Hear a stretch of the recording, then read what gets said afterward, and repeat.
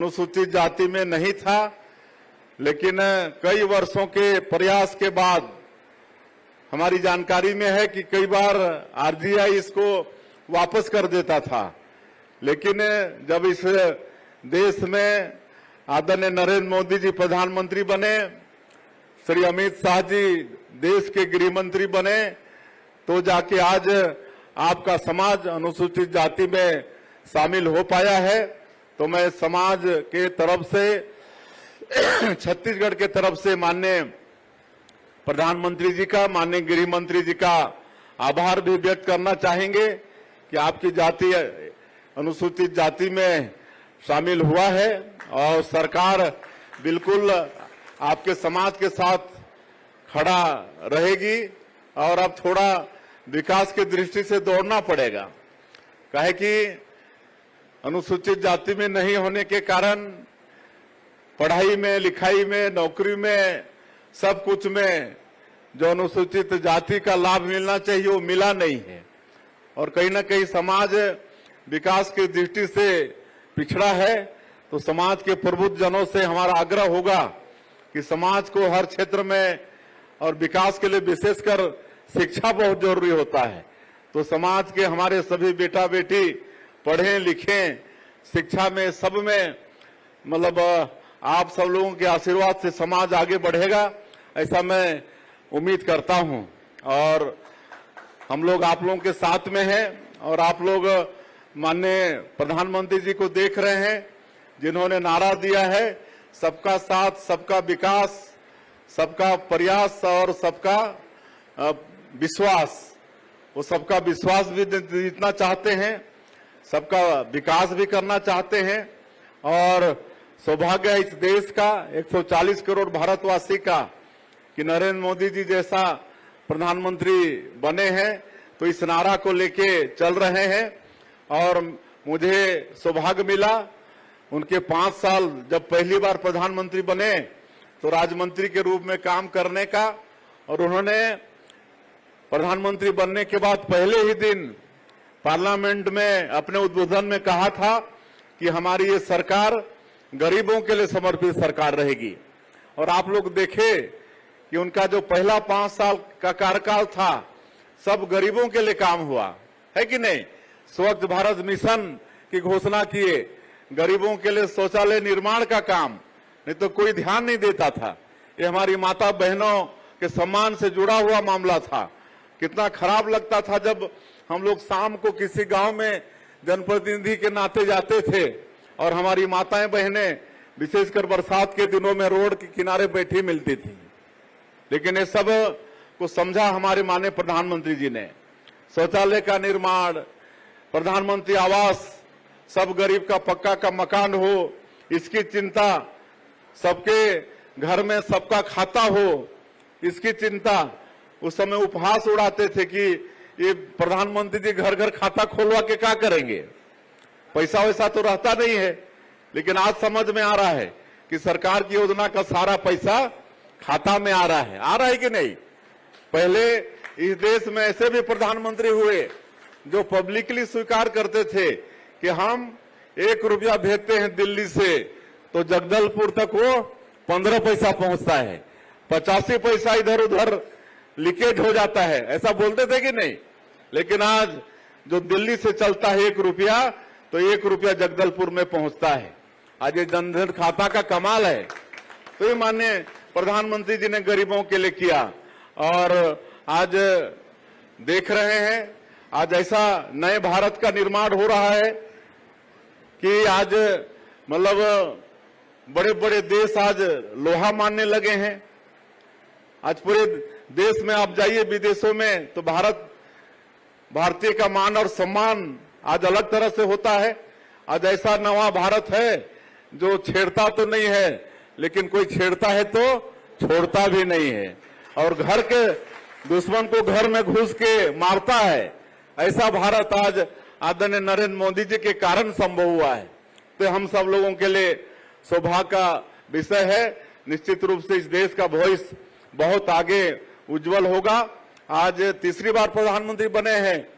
2014 के पहले हमारा ये देश आर्थिक रूप से 10वें स्थान पर था। 10 साल तक यूपीए की सरकार थी तो 10 से ना इधर ना उधर स्थिर था। लेकिन जब नरेंद्र मोदी जी 2014 में प्रधानमंत्री बने तो 10 साल में 5वें स्थान पर लाके खड़ा कर दिया आर्थिक रूप से। और आज तीसरी बार प्रधानमंत्री बने हैं तो आज चौथे नंबर में लाके खड़ा कर दिए। ये होता है प्रधानमंत्री का काम। और आज जिस तरह से सर्जिकल स्ट्राइक से लेकर एयर स्ट्राइक, पाकिस्तान के मतलब जो दुश्मन थे हमारे घर में घुस के हमारे जवान मारे हैं, ये सब ऐसे प्रधानमंत्री के नेतृत्व में ही हो सकता है। तो हम लोगों का सौभाग्य है। तो बिल्कुल उन्होंने 2047 तक इस देश को विकसित भारत के रूप में खड़ा करने का संकल्प लिया है और हर वर्ग का विकास वो करेंगे, इसलिए चिंता करने की कोई बात नहीं है। हम लोग भी 19 महीने में आदरणीय प्रधानमंत्री 2023 के चुनाव में जो वादा किए थे वो सब वादा को पूरा कर रहे हैं। 18 लाख लोग हमारे प्रधानमंत्री आवास से वंचित हो गए थे। आज ये 19 महीना में इतना प्रधानमंत्री आवास स्वीकृत कर दिए हैं कि आज राजमिस्त्री नहीं मिल रहे हैं, गांव में सेंटरिंग प्लेट नहीं मिल रहा है, ये हाल हो गया है। किसानों का वादा भी पूरा किए हैं। 21 क्विंटल धान भी 2 साल से खरीद रहे हैं, 3100 रुपया दाम भी दे रहे हैं। 2 साल का बकाया बोनस 13 लाख किसान भूल गए थे कि अब ये शायद नहीं मिलेगा, लेकिन उसको भी देने का काम आज 70 लाख से ज्यादा हमारी जो विवाहित माताएं बहन है उनको महतारी बंधन का 1000 रुपया प्रति महीना दे रहे हैं। आप लोगों को मिल रहा है कि नहीं? मिल रहा है ना? तो ये सब आज तेंदू पत्ता का दाम बढ़ाए हैं, 4000 से 5,500 किए हैं और चरण पादुका योजना फिर शुरू किए हैं, बोनस भी देंगे। ये सब काम कर रहे हैं। आज पीएससी जैसे जो हमारे बेटा बेटियों का भविष्य जहां तय होता है उसमें भी पिछली सरकार में घोटाला हुआ तो उनको भी दंडित करने का काम हमारी सरकार कर रही है। तो ये बताने से बहुत समय लगेगा, लेकिन मोदी की गारंटी का अधिकांश काम को हम लोग पूरा किए हैं और आगे छत्तीसगढ़ को हम लोग को भी विकसित छत्तीसगढ़ के रूप में खड़ा करना है।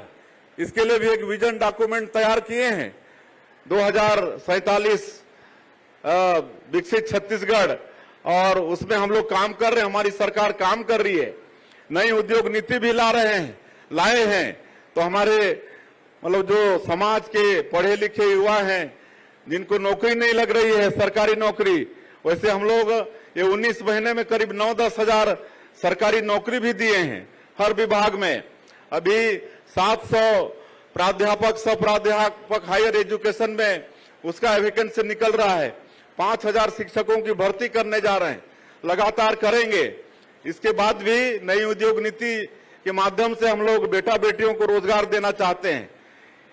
हम लोग ज्यादा जो भी उद्योग में 1000 से ज्यादा रोजगार देगा उसको विशेष नई उद्योग नीति में प्रोत्साहन देने का काम कर रहे हैं। आपके यहाँ पर गोपालन को बढ़ावा देना चाहते हैं, यहाँ पर पर्यटन को बढ़ावा देना चाहते हैं। और ये बस्तर क्षेत्र का सौभाग्य है कि 60 देश में 20 अच्छे गांव का चयन हुआ है, जिसमें बस्तर का धुड़मा रास उसका चयन हुआ है। ये बड़े ही गौरव की बात है। अब होम स्टे को बढ़ावा दे रहे हैं। अब जो विकास में एक बड़ा बाधक था आपका नक्सलवाद, हमारे केंद्रीय गृह मंत्री, हमारे राज्य के गृह मंत्री कैसे रात और दिन चिंता कर रहे हैं, कैसे कैसे लगातार ऑपरेशन हो रहे हैं, उसमें सफलता भी मिल रही है। बड़े बड़े माओवादी सब न्यूट्रलाइज हो रहे हैं, उनकी कमर टूट गई है, अंतिम सांस ले रहा है। और जो माननीय प्रधानमंत्री जी का और माननीय गृह मंत्री जी का संकल्प है, आने वाला साल 31 मार्च 2026 तक इसको पूरे देश से समूल नष्ट करना, वो अवश्य पूरा होगा। लेकिन हम लोग विकास भी पहुंचाना चाहते हैं, काहे कि नक्सलवाद समाप्त करना ही समाधान नहीं है। उस क्षेत्र में जो वर्षों से विकास नहीं पहुंचा है वहां पर विकास, और इसके लिए हम लोग नियत नेला नार योजना शुरू किए हैं, आपका सुंदर गांव योजना शुरू किए हैं, और जिसके माध्यम से अभी तक 327 गांव जहां पहले कोई जाते नहीं थे, आज वहां सड़कें बन रही हैं, वहां बिजली पहुंच रही, वहां पर घरों में नल द्वारा पानी पहुंचा रहे हैं, स्कूल खुल रहा है, अस्पताल खोल रहे हैं, वहां पर राशन का कार्ड बन रहा है, राशन भी पहुंच रहा है। आज 150 से ज्यादा दूर संचार के हम लोग मोबाइल टावर खड़ा कर दिए हैं। तो ये सारा विकास का काम छत्तीसगढ़ के अंदर में हो रहा है। खाली आप सब लोगों का आशीर्वाद चाहिए, आप सब लोगों का मार्गदर्शन चाहिए। हमारी ये पूरी टीम, सरकार की टीम छत्तीसगढ़ को आगे ले जाने के लिए खड़ी है। आज काफी विलंब भी हुआ है, हमारे सब नेतागण, हमारे अध्यक्ष जी को सबको आप सब लोग सुने हैं और संग्राम सिंह जी आपके इस वार्ड के पार्षद भी हैं, तो अपनी समस्या रख रहे थे। लेकिन मैं आप लोगों को आश्वस्त करता हूं, संग्राम सिंह को भी और आपको भी, कोई भी विकास का काम होगा, आपके क्षेत्र के लोकप्रिय विधायक हमारे क्या हैं, प्रदेश के अध्यक्ष हैं, पूरी पार्टी के मुखिया, और हमारी सरकार उनके मार्गदर्शन में चलती है। तो जो भी जगदलपुर के लिए और आप लोगों के विकास के लिए आदेश करेंगे, चाहे वो संग्राम सिंह राणा का प्रस्ताव हो, चाहे समाज का हो, सरकार उसको करने के लिए एक पैर पर खड़ा है। इसलिए कोई चिंता करने की आप लोगों को बात नहीं है। और ये समाज उत्तरोत्तर विकास करे। शिक्षा में, शिक्षा के लिए भी आज अनेकों तरह की सुविधा, शिक्षण की सारी संस्थाएं आज हम लोग छत्तीसगढ़ के अंदर में लाके खड़ा कर दिए हैं। आज हमारे बच्चे बड़े प्रतियोगिता परीक्षा में बैठे, इसके लिए कोचिंग के लिए निःशुल्क दिल्ली में रहें, उसके लिए जो 80 सीट था उसको बढ़ा के 200 सीट कर दिए हैं। आज जगह जगह हम लोग नालंदा परिसर खोल रहे हैं, हमारे बच्चों को स्टडी मटेरियल वहां पर मुहैया करा रहे हैं, ताकि मतलब बड़े बड़े प्रतियोगी परीक्षा में वो तैयारी करके बैठ सकें। तो सारी चिंता सरकार कर रही है। मैं समाज के उत्तरोत्तर विकास की कामना करते हुए, और ऐसा समाज जिसका एक गौरवशाली इतिहास रहा है, जिसमें बाबा साहब भीमराव अंबेडकर से लेकर जगतू महाराज, जिनके नाम से आज जगदलपुर का नामकरण हुआ है, ऐसे वीर